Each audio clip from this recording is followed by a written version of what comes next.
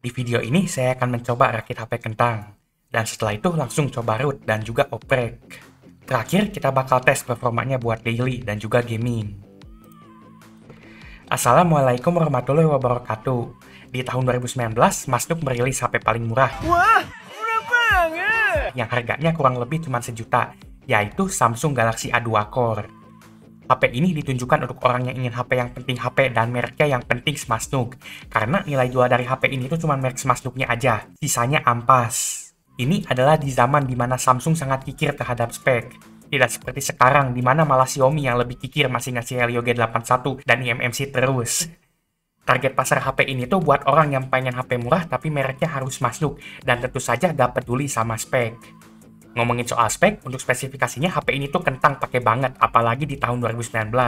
HP ini pakai Exynos 7870, RAM 1GB, internal 8GB, dan layar 5 inch 540p kayak J2 Prime. Secara spek, HP ini tuh malah agak downgrade dari pendahulunya seperti J2 Prime HP tolol, karena RAM-nya turun jadi cuma 1GB, walaupun prosesornya naik jadi octa-core dan 14 nanometer.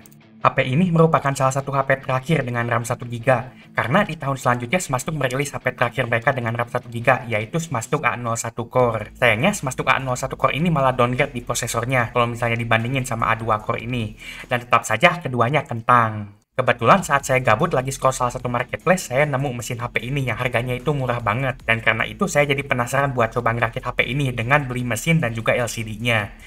HP ini juga merupakan HP yang menggunakan Android Go dan akhir dari Samsung seri J. Kita akan lanjut bahas setelah pesan-pesan berikut. Yang membership harusnya bisa masuk TV. Tapi nyatanya bukan masuk TV, malah masuk kentang. Ya gak apa-apalah, yang penting namanya masih bisa kelihatan walaupun ini HP layarnya bikin sakit mata. Dan kalau kalian ingin masuk TV juga seperti mereka dan ingin nonton video khusus membership, kalian bisa join membership sekarang juga. Oh iya, kalian juga bisa nonton videonya lebih awal. Dan ini tuh harganya cuma 5.000. Iya, beneran cuma 5.000. Wah, murah banget. Dulu Google pernah membuat program Android Go. Ini tuh HP Android dengan spek yang sangat kentang dan juga OS Android versi Go yang sudah disunat. Android versi Go memiliki beberapa perbedaan seperti gak bisa draw order apps, gak bisa split screen, dan gak bisa picture in picture. Perbedaan ini dibuat agar Android Go bisa lebih hemat RAM dan juga internal. Selain itu, Google juga membuat beberapa aplikasi khusus Android Go seperti YouTube Go dan Maps Go. Aplikasi ini tuh seperti versi light dan lebih ramah di HP kentang. HP kentang dengan Android Go ini kurang laku di pasaran, karena rata-rata orang lebih memilih untuk membeli HP yang harganya sedikit lebih mahal dan lebih tinggi spek dan fiturnya. Samsung A2 Core ini secara gak langsung merupakan lanjutan dari J2 Prime HP tolol. Secara spek ini cukup mirip, bahkan A2 Core ini ada bagian yang daur ulang dari J2 Prime. Di tahun 2019, Masnuk baru saja stop menggunakan seri J dan akan menggantinya dengan seri A. Seri A sebelumnya dipakai buat seri menengah mereka, namun semenjak itu seri low-end juga masuk ke seri A. Termasuk Samsung A2 Core ini yang merupakan seri A paling bawah di zamannya dan menggunakan Android Go.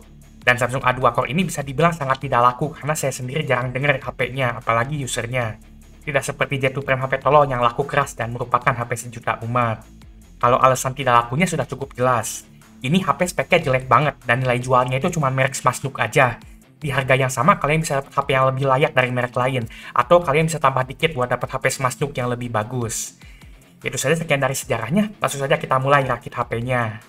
Saat saya scroll marketplace tadi, saya gak cuma lihat-lihat aja. Akhirnya saya check out juga mesinnya dan akhirnya paketnya sampai di Cibaduyut. Pertama saya akan unboxing dulu mesinnya. Ini katanya sudah termasuk mesin, frame dan lain-lainnya dan tombolnya juga. Dimana ini tuh yang nggak ada tuh cuma LCD dan baterainya aja. Dan untuk harganya ini tuh murah banget, cuma sekitar 35.000. Dan kebetulan kita dapat Samsung A2 Core yang warna biru. Selain itu di sini juga ada HP Smasnuk lainnya yang mungkin kapan-kapan bakal saya bahas. Ya, ini cuma mesinnya aja beserta bonusnya. Ini nggak ada LCD dan nggak ada baterainya. Apalagi chargernya nggak ada. Saya bisa ngerasain ini HP-nya ringan banget seperti tanpa baterai. Ini backdoor HP-nya sudah tertempel stiker dari sananya, dan kalau dari stikernya ini terlihat seperti HP-nya tuh bekas dipakai sama bocil. Selanjutnya saya coba buka belakang HP-nya. Ini tuh HP asalnya non-removable alias gak bisa dibuka belakangnya. Tapi kalau dipaksa untuk diservis sebenarnya bisa. Cuman ini prosesnya agak sulit dan gak semudah buka HP yang memang didesain untuk dibuka belakangnya seperti J2 Prime HP tolol. Akhirnya HP ini bisa kebuka juga belakangnya. Cuman ada satu hal yang aneh. Kalau kalian lihat konektor baterainya, ini tuh seperti konektor baterai yang bisa dilepas, bukan baterai tanam. Namun ini si mesinnya malah nempel ke backdoor bukan ke frame. Di sini tuh saya awalnya agak bingung. Untuk baterainya, usut punya usut, ini HP pakai baterai yang sama seperti Samsung J2 Prime dan Grand Prime. Ya, kalian nggak salah dengar. Walaupun HP ini katanya pakai baterai tanam, tapi di dalamnya itu aslinya baterai lepas yang sama persis seperti yang dipakai di J2 Prime. Ini Smasnook jelas banget terang-terangan pengen daur ulang baterai J2 Prime di A2 Core ini. Jadi karena itu saya bisa ambil baterai dari J2 Prime saya buat coba nyalain HP ini. Dan ternyata ini tuh mesin harusnya nempel ke frame bukan ke backdoor. Akhirnya saya pindahin mesinnya ke frame-nya. Ini tuh malah nempel ke backdoor gara-gara gak ada bautnya sama sekali. Jadi karena itu saya bakal maling spare part lagi dari J2 Prime. Kalau tadi kita ambil baterainya, sekarang kita ambil bautnya. Kita ambil baut dari J2 Prime dan pasang bautnya di A2 Core biar backdoornya nempel ke frame-nya. Jadi gak bakal jatuh ke backdoor lagi. Dan sekarang kita pasang lagi baterai J2 Prime-nya. Cuman ini tuh agak kurang nempel si baterainya. Jadi akhirnya saya kasih lem di bawah baterainya. Selanjutnya kita akan unboxing LCD-nya. Saya beli LCD KW palsu fake. Ini harganya percaya atau enggak lebih mahal daripada mesin HP-nya. LCD-nya ini tuh saya dapetin sekitar 75 ribuan. Ini LCD-nya merek Mosi, sesuai yang ada di foto produknya. Dan ini datang pakai bubble wrap khusus LCD HP. Ini adalah bagian paling menegangkan, karena kalian harus ekstra hati-hati saat pegang LCD dan nempelin ke HP-nya. Kalau salah dikit, biasanya LCD-nya bakal bermasalah. Bisa touchscreen-nya mati sebagian, bisa layarnya collapse sama sarung Wadimor, bisa juga layarnya ngeblank. Untuk LCD Samsung A2 Core ini dipasangnya dari atas dan kalian harus nempelin layarnya ke konektor yang ada di tengahnya. Ini tuh prosesnya agak susah dan harus hati-hati banget. Dan setelah kepasang LCD-nya, saya bakal coba dulu pastiin ini si HP-nya bisa nyala dan juga LCD-nya fungsi. Saya gak bakal bosen ngasih tahu kalian kalau kalian tuh harus hati-hati dan pelan-pelan saat bermain-main dengan LCD. Karena ini tuh bagiannya sangat sensitif, lebih sensitif dibandingkan cewek kalian. Buat ceknya, langsung aja saya pasang baterai J2 Prime-nya. Dan setelah itu kita tahan tombol power-nya. Kita lihat apakah HP-nya bisa nyala atau enggak. Saya merasakan getaran dan ternyata bukan gempa, melainkan HP-nya nyala dan muncul layarnya.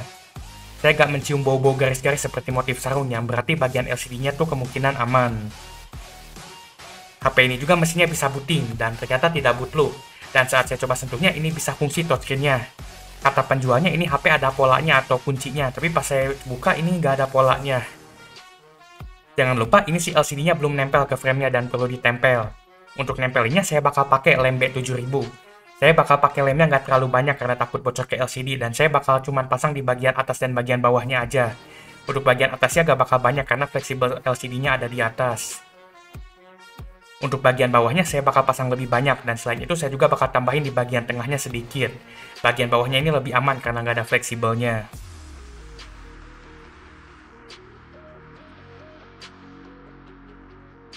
Setelah itu saya tekan-tekan si layarnya pelan-pelan biar lemnya nempel dan sebagian lemnya keluar. Dan setelah dilem, ini HP-nya masih bisa nyala dan fungsi. Selanjutnya saya tinggal biarkan lem HP ini kering dan kasih barangnya agak berat di atasnya.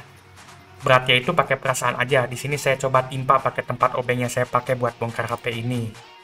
Setelah beberapa jam dan agak kering si lemnya, saya coba pasangin si backdoor-nya. Ini awalnya agak kurang nempel. Usut punya usut, ternyata bautnya ada yang kurang masuk ke dalam. Dan saya baru sadar juga ini tuh gak ada tombol powernya, cuma ada tombol volume aja. Tentu saja kita bakal maling spare part lagi, dan kali ini kita bakal ambil tombol powernya dari HP Samsung Grand Prime. Walaupun HP ini prosesornya adem, tapi Smasnook masih sempet-sempetnya ngasih plat tembaga di HP ini seperti layaknya HP gaming. Dan tembaganya juga cukup besar. Apa jangan-jangan ini sebenarnya HP gaming? Sayangnya tombol powernya agak terlalu panjang. Jadi saya coba potong dikit si tombol powernya biar muat. Saya potong pakai gunting kuku. Dan setelah dipotong, ini akhirnya bisa nempel. Ini warnanya beda dan juga lebih nongol dibandingkan tombol aslinya. Tapi yang penting si tombolnya bisa fungsi. Saat saya coba tekan, ini HP-nya langsung nyala. Awalnya ini tombolnya agak keras. Ini stiker di belakangnya itu cukup keganggu dan auto bakal saya coba lepas. Ini bisa dicopot tapi bekasnya tuh ada bekas lemnya jadi agak-agak lengket gitu. Dan akhirnya saya kasih itu minyak urut GPU baru bisa hilang lengketnya. Saya coba pasang aplikasi Device Info HW buat konfirmasi spek HP-nya.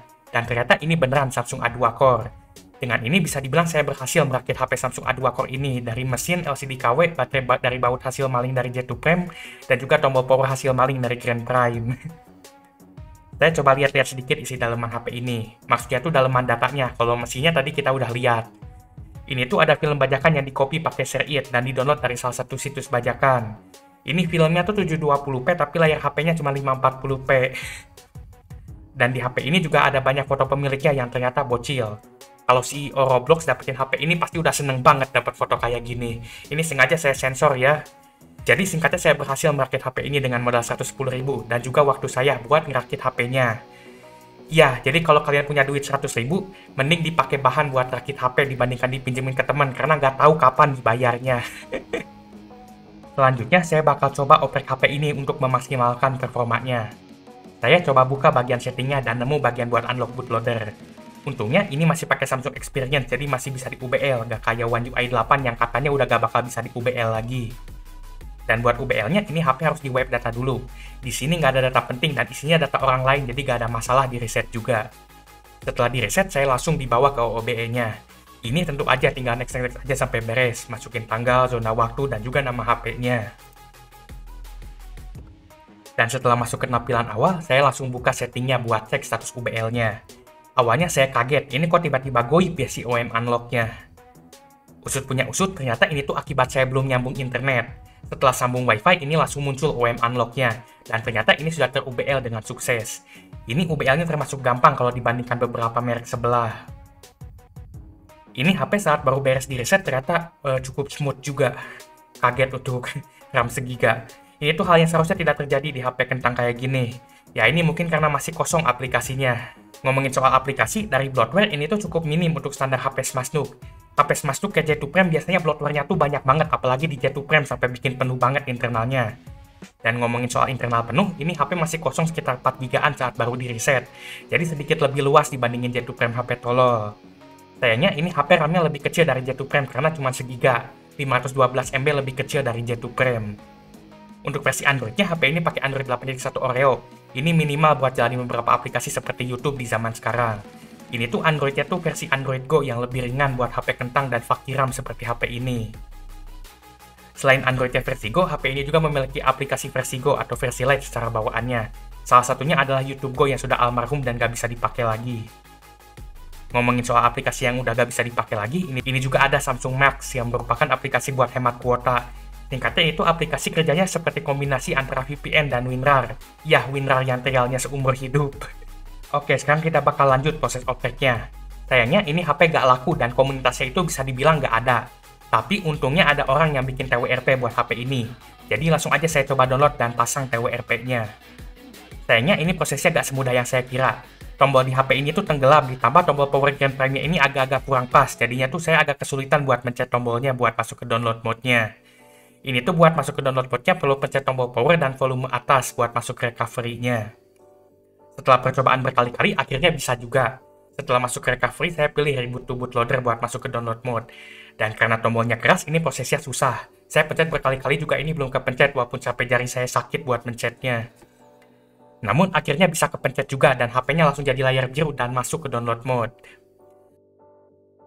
Langsung aja saya colok ke komputer pakai kabel micro USB karena HP ini masih pakai micro USB. Di PC saya ini kedeteksi HP-nya sebagai HP Smasnook. Untuk nge-flash recovery alias TWRP-nya saya bakal pakai Heimdall. Saya tinggal masukin perintah buat nge-flash ke partisi recovery. Dan ini tuh langsung auto sukses. Sayangnya akibat tombol yang keras banget saya stuck di download mode. Saya pencet-pencet tombol juga kayak gak ada yang ngaruh. Lama-lama karena saya terlalu kesal dengan tombol kerasnya, akhirnya saya buka lagi backdoor HP-nya biar bisa pencet tombolnya dengan mudah. Ya, saya pengen bisa pencet tombolnya. Ya, saya bisa pencet tombolnya. Saya coba tahan tombol power 10 detik, tapi ini tuh malah gak ngaruh dan HP-nya malah masih aja itu nyala, gak mati-mati. Saya coba lepasin baterainya juga gak bisa, karena ini baterainya malah saya lem tadi. Kalau saya paksain, saya agak-agak takut kena si LCD-nya. Ternyata ini HP buat matiinnya itu harus pencet tombol power dan volume bawah. Dan kalau pakai tombol 2 itu baru bisa mati. Dan akhirnya ini bisa masuk ke TWRP. Namun saat saya sentuh layarnya, ini kok gak respon ya? Di sini saya udah mulai takut. Saya takut pas proses buka HP tadi malah ngerusak si touchscreen-nya karena saya agak-agak sedikit maksa. Untungnya TWRP-nya ini support USB OTG dan saya bisa colok mouse buat navigasi di TWRP-nya. Cuman ini juga agak masalah karena USB OTG yang saya pakai tuh agak-agak rusak dan kesenggol dikit auto gak nyambung. Dan setelah mouse-nya nyambung, saya bisa masuk ke menu awal TWRP-nya. Cuman di sini muncul masalah lagi. Yang jadi masalah, TWRP untuk HP ini tuh gak support nulis ke internal ataupun SD card. keduanya kedetek 0 MB, jadi TWRP-nya itu cuma bisa nyimpen data di USB OTG. Yang jadi masalahnya itu OTG-nya udah kepake sama MOS dan saya nggak ada USB hub yang support USB biasa. Saya coba restart lagi ke sistemnya dan untungnya ini touchscreen-nya masih fungsi. Berarti ini fix masalahnya akibat TWRP-nya yang nggak support LCD KW yang dipakai HP ini. Saya coba iseng dump partisi bootnya ke partisi lain, tepatnya ke partisi cache, namun ternyata ini nggak bisa. Jadi tetap, ujung-ujungnya berarti saya perlu USB hub agar bisa colok flashdisk dan MOS secara bersamaan ke HP ini. Untungnya akhirnya saya ketemu USB hub. Ya, ini ada monitor yang kebetulan ada USB hub-nya, dan kita bisa manfaatin USB hub bawaan monitornya buat colokin MOS dan flashdisk secara bersamaan. Maksudnya card reader bukan flashdisk. Walaupun pas masangnya saya sempat kesetrum. Dan sekarang kita bisa pakai MOS dan penyimpanan secara bersamaan. Karena itu akhirnya saya bisa dump si partisi boot HP ini buat tahap oprek selanjutnya. Ini USB OTG-nya bisa kedetek sama TWRP-nya, dan kita bisa langsung lanjut proses ngedump-nya. Tadi kita sudah dapat dump partisi boot-nya. Ini bakal kita pakai buat pasang Magis dan root HP ini. Jadi selanjutnya saya coba download Magisnya. Sayangnya browser COM bawaan HP ini tuh terlalu jadul dan nggak bisa langsung download dari GitHub. Di bagian asetnya ini cuma loading terus gak beres-beres. Dan ternyata ini tuh masih pakai Chrome versi 70. Jadi akhirnya saya download browser yang lebih baru dan akhirnya bisa download APK Magis. Awalnya saya coba Magis 30 yang terbaru tapi masih beta dan langsung install APK-nya. Setelah terinstall, saya langsung coba patch image boot yang tadi kita dump pakai TWRP. Buat yang nanya kenapa gak langsung flash chip Magisnya aja, alasannya itu karena TWRP di HP ini tuh ngebug di mana OS HP-nya tuh dianggap 64 bit. Padahal ini HP masih 32 bit OS-nya. Kalau misalnya dipaksa install lewat TWRP-nya, ini bakal boot loop. Jadi saya harus install manual lewat nge-patch partisi boot. Dan setelah proses patch-nya beres, ini langsung ngeluarin file yang udah di-patch. Ini perlu kita copy ke flashdisk OTG-nya. Selanjutnya kita masuk lagi ke TWRP dan pasang boot image yang sudah di-patch-nya.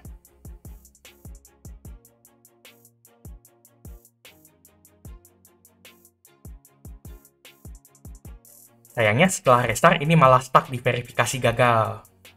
Selanjutnya saya coba balikin lagi ke boot image bawaan dan ternyata data saya sudah terlanjur hilang semua. Jadi harus ulangi lagi pasang Magisnya. Saya coba Magis versi 29 yang versi stabil dan bukan beta. Namun setelah saya coba pasang image-nya ini masih sama, tetap stuck di verifikasi gagal. Saat saya pencet reset juga ini gak ngaruh, ujung-ujungnya tuh balik lagi ke sini. Ternyata ini tuh akibat setelah pasang Magis internalnya perlu di reset. Dan buat resetnya saya perlu format manual lewat TWRP pakai format F2FS. Ini wajib F2FS karena Smastuk ini cuma support F2FS. Kalau pakai X4 malah gak mau dan muncul penyimpanan rusak. Setelah di format pakai F2FS, ini akhirnya bisa booting pakai boot image dari Magis. Gak muncul lagi tuh si verifikasi gagalnya. Walaupun sayangnya ini datanya di reset lagi. Dan setelah itu saya coba pasang aplikasi Magisnya lagi.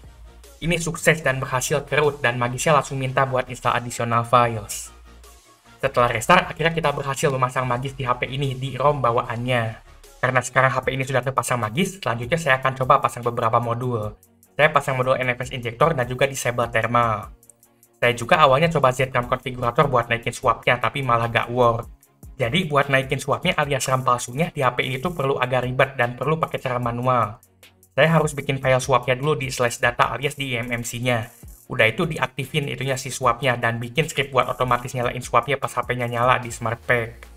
Setelah itu akhirnya HP ini bisa punya RAM palsu tambahan lebih banyak dari bawaannya. Bawaannya cuma 650 MB tapi saya tambahin segiga jadi 1,6 GB. Selanjutnya saya pengen coba besarin internalnya pakai SD card. Jadi saya coba pasang SD card ke HP ini. HP ini tuh belakangnya seharusnya nggak bisa dibuka jadi masukinnya tuh lewat SIM tray seperti HP zaman sekarang. Setelah SD card terpasang, awalnya saya lihat ini tuh HP ternyata udah ada fitur bawaan buat pindahin aplikasi ke SD card. Namun saya nggak mau pakai cara ini dan saya pengen coba Adaptable Storage. Pertama saya paksain Adaptable Storage lewat ADB Shell atau terminal. Singkatnya ini fungsinya buat maksa SD card jadi internal. Sayangnya saat saya pakai cara ini singkatnya nggak bisa. SD card-nya selalu kedetek rusak dan nggak bisa dijadiin internal. Saya udah coba berkali-kali format, tetap nggak bisa. Selanjutnya saya coba pakai aplikasi Link to SD. Saya partisikan dulu SD card-nya jadi dua partisi, dan partisi keduanya saya coba berbagai format seperti X4, F2FS, dan X2. Namun sayangnya ini ROM HP-nya nggak support Link 2 SD. Jadi pas saya coba ini tuh malah error mulu. Akhirnya saya surrender dan terpaksa pakai fitur bawaannya aja. Ini kekurangannya nggak support semua aplikasi dan nggak bisa mindahin semua isinya. Cuman ya mau gimana lagi, yang penting internalnya bisa agak sedikit lebih luas.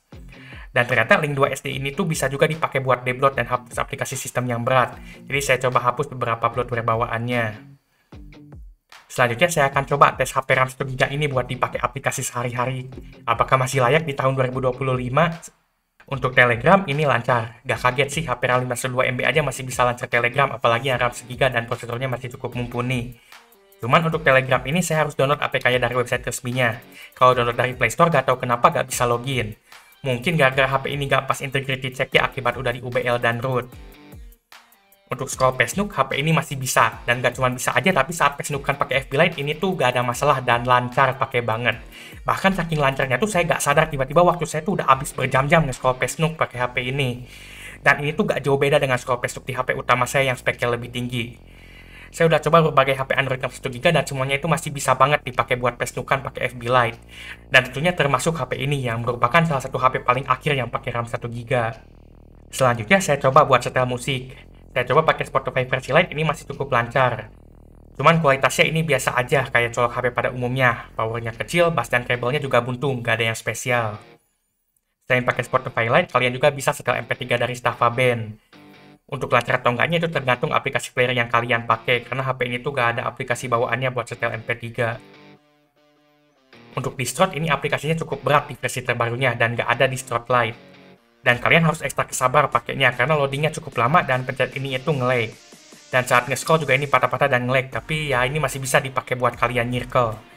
Cuman kalian bakal auto slow respon. Untuk YouTube, kalian masih bisa install aplikasi YouTube karena Android HP ini versi 8.1. Mungkin sebentar lagi bakal gak didukung, tapi untuk saat video ini direkam masih bisa. Untuk performanya ya seadanya sih. Saya sering ngerasa nge-lag saat navigasi kayak searching atau cari-cari video, tapi kalau videonya udah jalan, ini cukup lancar dan bisa ditonton. Jadi singkatnya masih bisa dipakai tapi harus kesabar dengan nge-lag-nya. Dan untuk kandang monyet ini tuh sama kayak YouTube kurang lebih. Ini nge-lag pas nge-scroll dan ngeliatin komennya. Dan pas searching juga. Ini tuh saya udah pakai yang versi Lite-nya yang lebih kecil ukurannya. Jadi ini HP itu agak kurang enak buat nurunin IQ kalian pakai konten-konten sapa brain rot perusak otak di kandang monyet kalau pakai HP ini. Bisa sih bisa, cuman ya harus kesabar dengan nge-lag-nya. Untuk browsing ini tergantung situsnya, tapi rata-rata situs masih bisa dibuka di HP ini.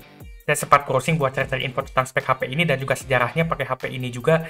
Dan untuk browsing ini masih bisa, walaupun kalau di situs yang berat itu kadang suka nge-lag. Ini juga saya pakai konversi terbaru saat video ini direkam. Dan terakhir untuk aplikasi Benchmark Shopee ini masih bisa dipakai tapi nge-lag saat scroll dan setel video. Jadi kalau ikut flash sale pakai HP ini siap-siap aja auto kehabisan stok. Ditambah HP ini juga internalnya kecil, jadi auto bakal kepenuhan penyimpanannya sama aplikasi Benchmark ini. Selanjutnya kita akan coba tes gaming di HP ini. Terakhir saya coba gaming di HP RAM 1GB itu kemarin tuh banyak game yang udah gak bisa jalan dan nge-lag brutal. Kalian bisa lihat video saya tes gaming di Smashduk A3 2015 di channel saya. Pertama kita akan coba game paling rame se-Asia Tenggara dan se-Indonesia yaitu Mobile Legends Gangbang. Ini saya coba pakai set rata kiri, dan awalnya ini kelihatan seperti lancar. Namun baru aja mulai ternyata ini udah mulai sering stuttering dan bahkan nge-freeze saat ketemu musuh. Dan karena game ini tuh sangat-sangat sakral dan gak boleh nge-lag, dan gak boleh patah-patah dan tidak boleh stuttering sama sekali, bisa saya bilang kalian jangan coba-coba main ML di HP ini. Kalau kalian maksain, apalagi sampai main ranked, pasti udah auto bakal dibanting HP-nya. Untuk FF, pertama kita siapkan dulu install biar gak sakit mata, karena game ini dan juga layar HP ini burik banget merusak mata. Dan sayangnya pas pertama kali saya jalanin FF-nya, ini malah post close. Tapi pas saya coba jalanin lagi, akhirnya ini bisa masuk ke gamenya. Namun pas saya coba mainin, ini nge-lag-nya luar binasa. Nge-lag-nya itu gak wajar dan benar-benar gak bisa dimainin.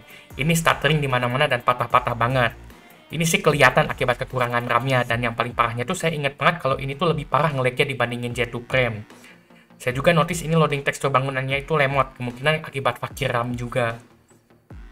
Dan akhir-akhirnya ini malah nge-freeze pas ketemu musuh. HP-nya nggak kuat dan langsung nge-freeze FF-nya.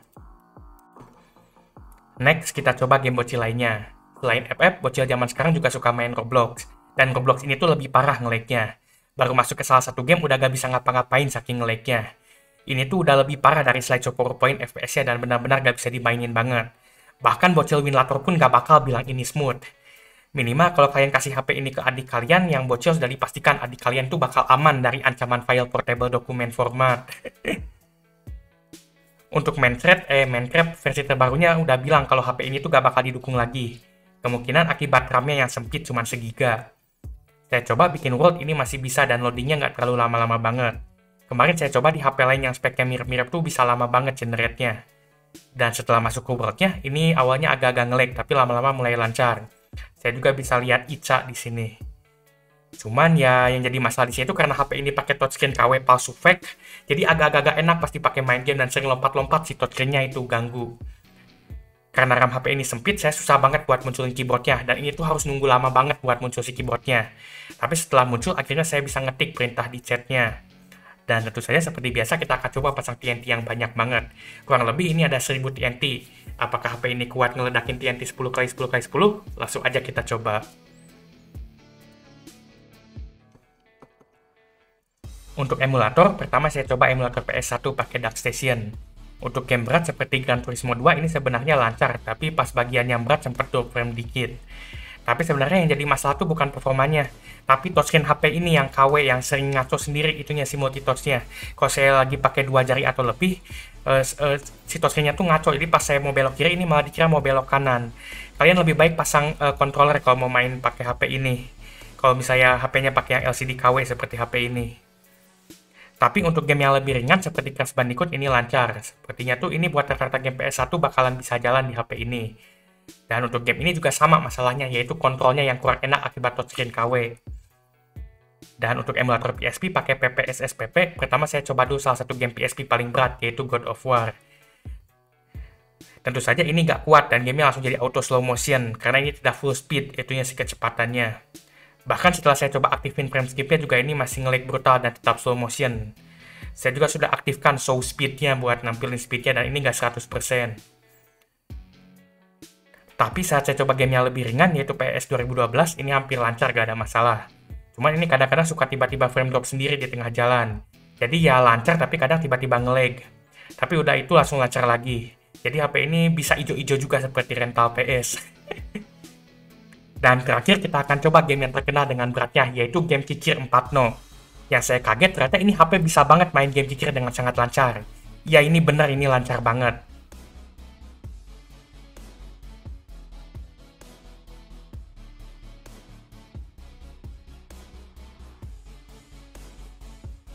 Selanjutnya saya coba ngegacha, namun sayangnya cuma dapat bintang 3 dan gacanya itu gak wangi-wangi. Dan ini tuh ada rahasianya kenapa bisa lancar banget game Kikir di HP sekentang ini. Rahasianya itu kalian harus punya PC yang dipasang aplikasi terang bulan. Udah itu streaming lokal dari PC-nya ke HP Samsung A2 Core-nya. Jadi ini sebenarnya PC-nya yang jalaninnya bukan Samsung A2 Core HP tololnya. Kalian bisa lihat tutorial lengkap cara main game Kikir di HP kentang dengan syarat harus punya PC yang mampu di channel saya. Kesimpulannya, kita bisa melakukan rakit HP Samsung A2 Core dengan membeli mesin, layar, dan juga baterai secara terpisah. Bahkan untuk baterainya kebetulan banget sama seperti baterai J2 Prime yang sudah saya miliki, jadi gak usah beli lagi. Namun, apakah HP Samsung A2 Core ini masih worth it dipakai di zaman sekarang? Untuk performanya, HP ini sudah gak layak dipakai dan juga nge-lag brutal untuk rata-rata aktivitas zaman sekarang. Namun, walaupun begitu, rata-rata aplikasi ini coba masih dapat berjalan. Sayangnya untuk game, rata-rata game zaman sekarang udah gak bisa dimainin di HP ini. Kalau misalnya ini HP cuma satu-satunya HP yang ada, sebenarnya ini masih bisa dipakai. Cuman ya kalian harus ekstra sabar banget dengan waktu loadingnya lemot dan dikit-dikit terasa patah-patah. Sangat disayangkan, Smastuk malah ngasih RAM 1GB ke HP ini. Sebenarnya kalau RAM-nya sedikit lebih besar mungkin bakal gak separah ini performanya. Namun sepertinya Smastuk emang sengaja ngasih RAM cuma segiga karena takut HP ini bersaing dengan HP di atasnya yang lebih mahal, dan emang niat Smastuk sendiri yang pengen kalian beli HP yang di atasnya yang lebih mahal. HP Smastuk A2 Core ini sepertinya hanya dibuat untuk mengikuti program Android Go aja. Dan sayangnya sama seperti J2 Prime, HP ini sudah hampir tidak layak dipakai untuk penggunaan zaman sekarang. Itu saja sekian dari saya, semoga video ini bermanfaat.